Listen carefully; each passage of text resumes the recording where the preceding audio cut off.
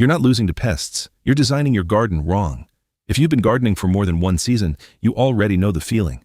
Beds look perfect in May, everything's thriving. Then mid-July hits, and suddenly half your plants are being eaten alive.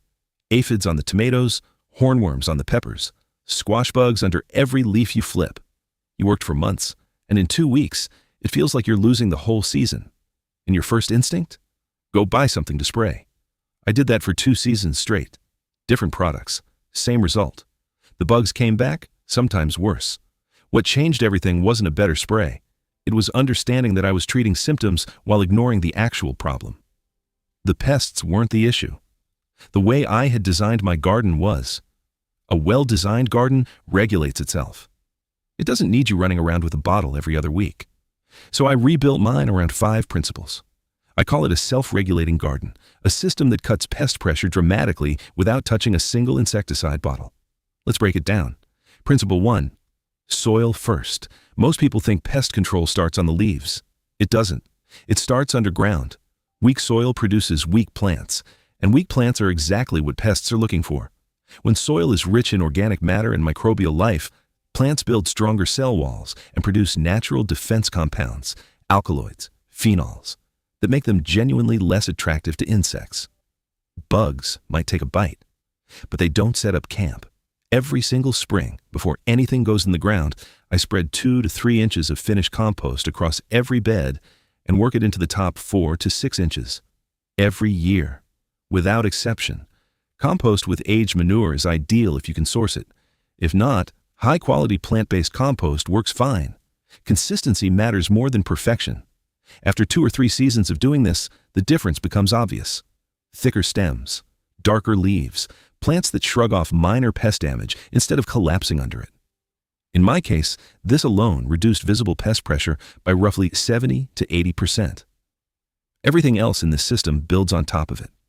Principle 2. Signal confusion. Pests don't randomly wander into your garden. They navigate by scent. Plant long, clean rows of a single crop, and you're broadcasting a signal that says, here's exactly what you're looking for, in large quantities, all in one place. So break the signal. My rule, no single crop takes up more than 30 to 40% of any one bed. Interplant aggressively. For every 3 or 4 tomato plants, add 1 basil plant 8 to 10 inches away. Basil disrupts the scent trails that aphids and hornworms follow.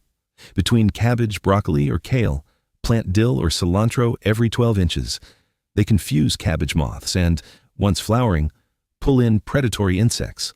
Along the outer edges of beds, French marigolds spaced 10 to 12 inches apart.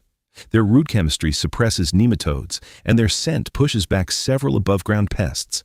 This isn't decoration. It's deliberate interference with how pests find your food. Principle 3. Predator housing. A pest-free garden is not a bug-free garden. It's a garden with the right bugs: ladybugs, lacewings, ground beetles, parasitic wasps, hoverflies. They eat pests for you, but only if you give them food and somewhere to shelter. I built a 2-foot-wide insectary strip along one edge of my garden. Front row is sweet alyssum for constant low nectar. Behind it, alternating yarrow and dill allowed to go to full bloom. I mix in cosmos or dwarf sunflowers for variety. Continuous bloom is non-negotiable. If nothing is flowering, predators leave, and they don't come back quickly. Here's where this becomes powerful. When you combine a flowering strip with wildlife support, bat houses and bird houses, you create 24-hour biological pest control. A single bat can eat up to 4,000 insects in one night. A bluebird handles around 1,000 during the day. And one more thing most people resist: stop over-tidying. Leave mulch between rows. Let some clover grow. Keep a small rock pile near the fence. What looks like mess to us is shelter and habitat to them.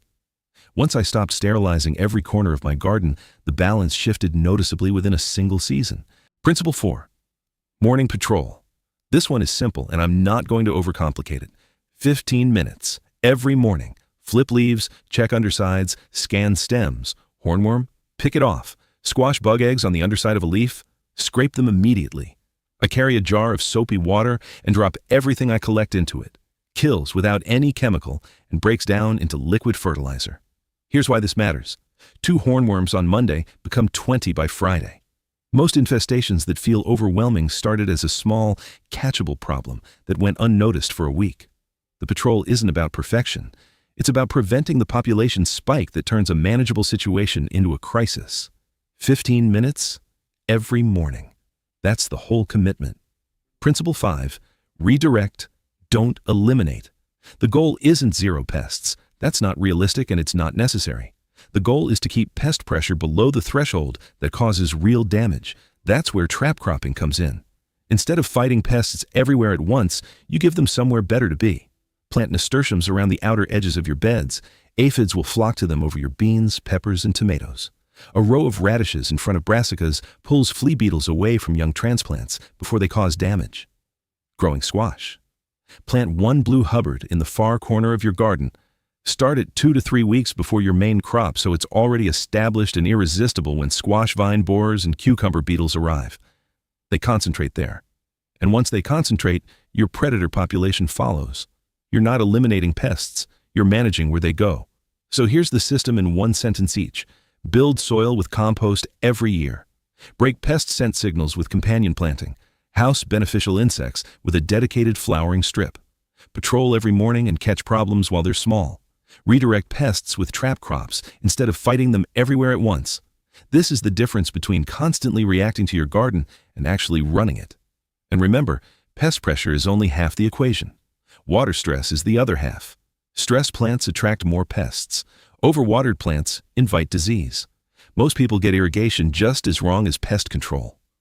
Next week, I'm going to show you the low-maintenance watering system I use that reduces plant stress dramatically, without hoses running everywhere or constant adjustment. If you're serious about building a backyard that actually runs itself, subscribe so you don't miss it, and drop a comment below. What pest has been your biggest headache this season? I read them all.